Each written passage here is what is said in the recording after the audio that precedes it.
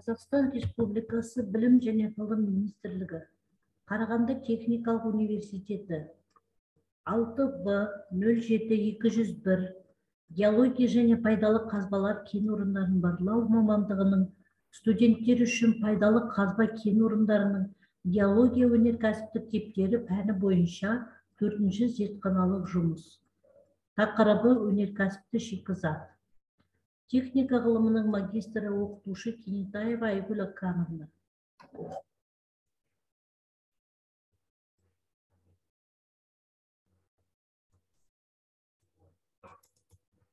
Мақсаты: берілген кен орнындағы элементтердің геологиялық құрылымын оқып үйрену, берілген өндірістік түрінің эталондық көрсеткіштерін, кеннің қосалқы және зиянды компоненттерін айқындау, сипаттауға арналған кен орындардың жоспары. Бірінші асыл тастар, екінші техникалық тастар, үшінші пьезооптикалық электротехникалық заттар. Асыл тастарда тау хрусталі.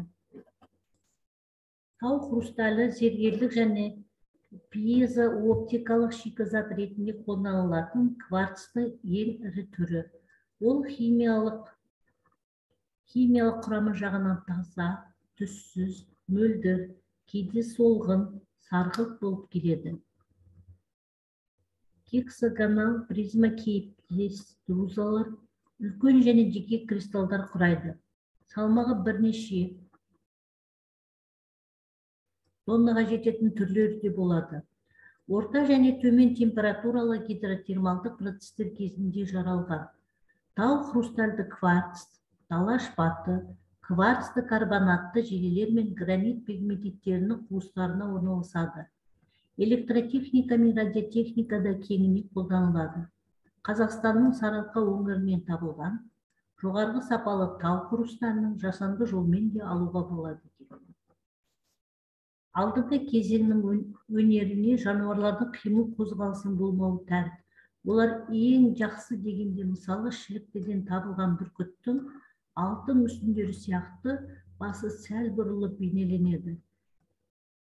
Бейне бір құрсақта жатқандай кейіпте орала бүктетіліп жатқан жануарлардың бейнесі кеңінен тараған сюжет бойынша табылады. Бұл кейіптас бейнелердің ең ертедегі үлгілер Евразия даласының шығыс аудандарынан солтүстік Тувадан Аржар, Қазақстан Майямыр, Шілікті, Үйғарақ табылған. Мысық тұқымда жыртқыштардан басқа осындай бүктетіле оралған кейіпте қасқыр, қабан, киік бейнеленген. Мына біздің Қазақстан облыстары жаңағы пайдалы қазбалар өндірілетін, шығатын. Асыл тастардың құндылығына келетін болсақ, құндылығына байланысты ол зергерлік әшекейлік және әшекейлік болып үш топқа бөлінеді. Өз кезегінде зергерлік және зергерлік әшекейлік тастар бірнеше қатарға жіктеледі. Зергерлік тастар бірінші қатарда қызыл лағыл, рубин, зүмірет, изумруд, алмас, ол көк жақұт, көк сапфир болып айтылады. Екінші қатарға александрит, қызғылт сары, күлгін жақұт сапфир, асыл қара опал, асыл жадеид, ал үшінші қатарға демантаид, шпинель, ақ және оттай қызыл опал, көгілдір зүмірет, аквамарин, топаз, родолит, турмалин. Ал төртінші қатарға хризолит, циркон, кунцит, айтас, адуляр, күнтас, ферритоклаз, сары, жасыл және қызғылт берил, пироп, алмандин, бирюза, аметист, хризопраз, цитрин. Зергерлік әшекейлік тастар бірінші қатарда лазурит, жадеид, нефрит, малахит, янтарь, түтін түстес және түссіз тау хрусталі. Екінші қатарда агат, амазонит, күрең қызыл гематит, құбылма дала шпаты, обсидиан, эпидот.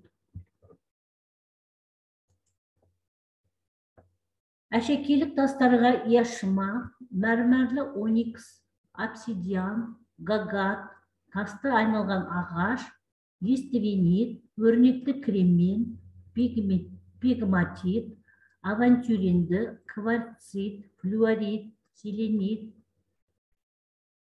түсті мәрмәр тағы басқалар жатады.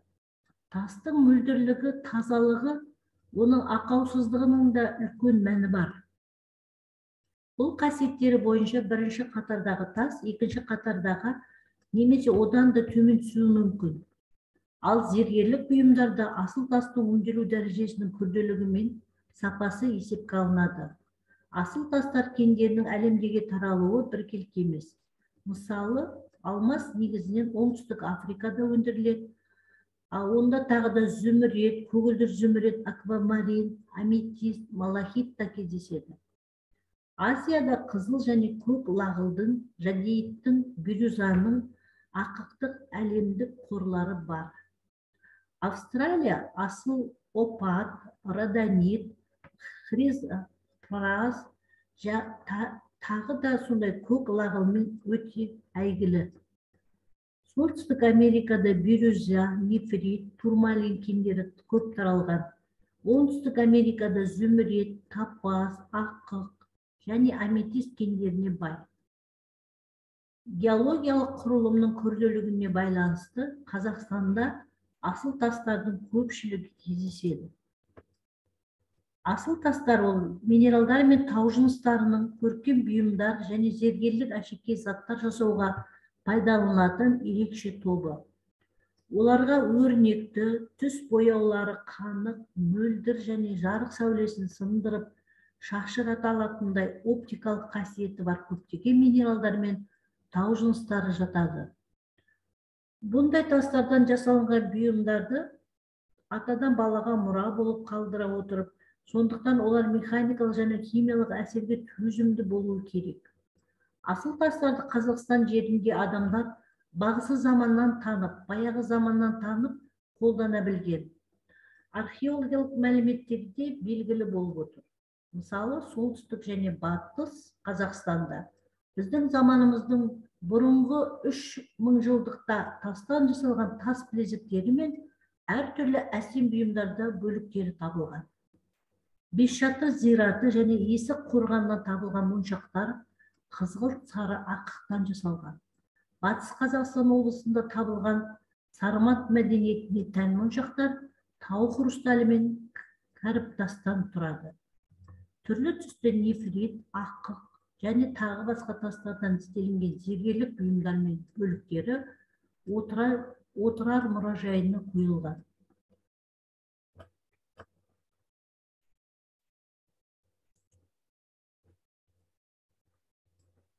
Мынау бізде міне яшма. Енді техникалық тастарға келетін болсақ, солтүстік Қазақстанда Көкшетау ауданы техникалық алмастың қоры бойынша бірегей құнды көл кен орны барланған. Кен орын микроалмас концентрациясының кеңістікте әркелкілігі бойынша ерекшеленеді. Ол жойқын мөлшерге дейін жетеді. Кен орын өнеркәсіптік игеруге даярланған.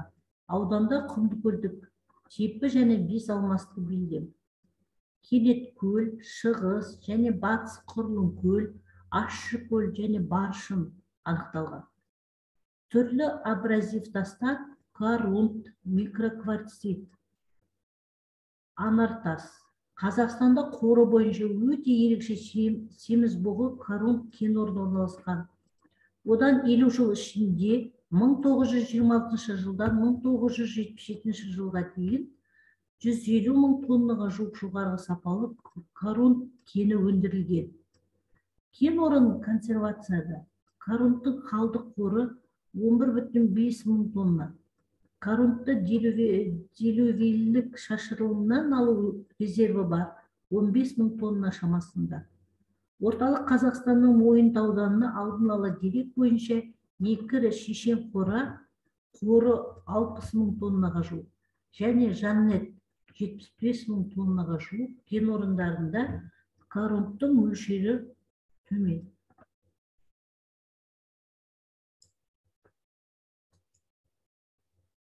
Табиғи түрлерге Қазақстанда кен дамыған халцедонның кейбір сорттары халцедон шақпатастарға жатады. Халцедонның басты кен орындары Ахмахбулақ, Белтабай, Приозерная, Шабақты, Қайназар, Көктал тағы басқа Қаратауда орналасқан. Түрпілік халцедонның жалпы қоры 30 000 тонна шамасында. Шикізаттың бір бөлігі әртүрлі бұйымдар даярлау үшін түйгіш, матрица және тағы басқа техникалық тас ретінде пайдалана алады. Халцедонның әсем нақышты түрлі түстері зергерлік әшекей тас болып табылады. Олардың қоры дербес есептелген. Микрокварцит түрпі ретінде Бурылбайтал кен орнында алдын ала бағаланған 400 миллион тонна шамасында. Кварц далашпаты шикізатынан түрпі ретінде есептелген қоры негізінен Шығыс Қазақстандағы Қалба, сирек металды пегматит кен орындарында жоғарғы Баймырза, Бакенді, Қалай тапқан, Ахмет Кино, жоғарғы Лабоксай тағы басқа үлесіне тиеді. Бұл қордың жиынтық шамасы 10 миллион тоннаны құрайды. Шикізат тантал кенін өндіргенде ілеспе түріне айырылып алынады. Қазақстанда түрпілік қасиеттері бар Алмандин аңғартасының бір қатар кен орындары мен кен білінімдері белгілі. Қайыңды, Қара үңгір, Бірғыз, Қасқасу. Тағы басқа кен білімдердің барлық нашары зерттелген. Тау жыныстардың анар асты айырылып алу мүмкіндігі төмен, 30-дан 85%-ға төмен болады. Енді пьезооптикалық шикізатты қараймыз.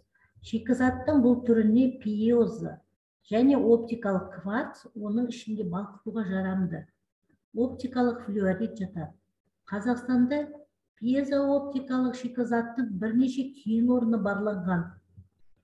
Мысалға, орталық Қазақстанда Ақтас, Надырбай, тағы да басқа пьезокварц, тау хрусталі, балқытылған кварц, қатпар пьезокварц пен оптикалық флюорит, Кент оптикалық флюорит, Шығыс Қазақстанда Ақжайлау пьезокварц және оптикалық флюорит, Друзовое, тау хрусталі, Батыс Қазақстанда Ақышта Оқы талды, Талдық Қайыңды, Төлепсай оптикалық шыны қайнатуға жарамды кварцтың қоры 10-даған мың тонна болып табылған.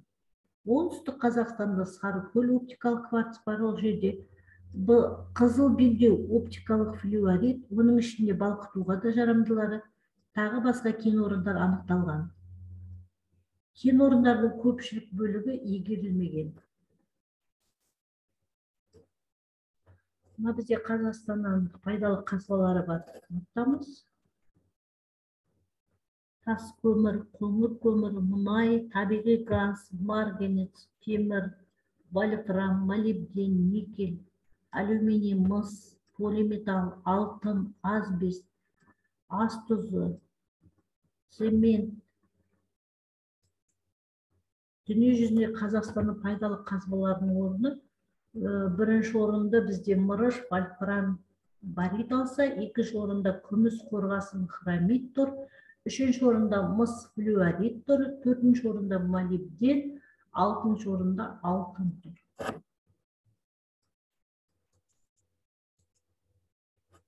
Бақылау сұрақтары: асыл, жасанды және техникалық тастар қалай сұрыпталады? Бірінші сұрақ. Екінші сұрақ: кемберлитті алмазды кен орындарының морфологиясы мен кендік шартын айтыңыз. Графиттің қандай құрамы мен өнеркәсіптік бағытталуын анықтайды.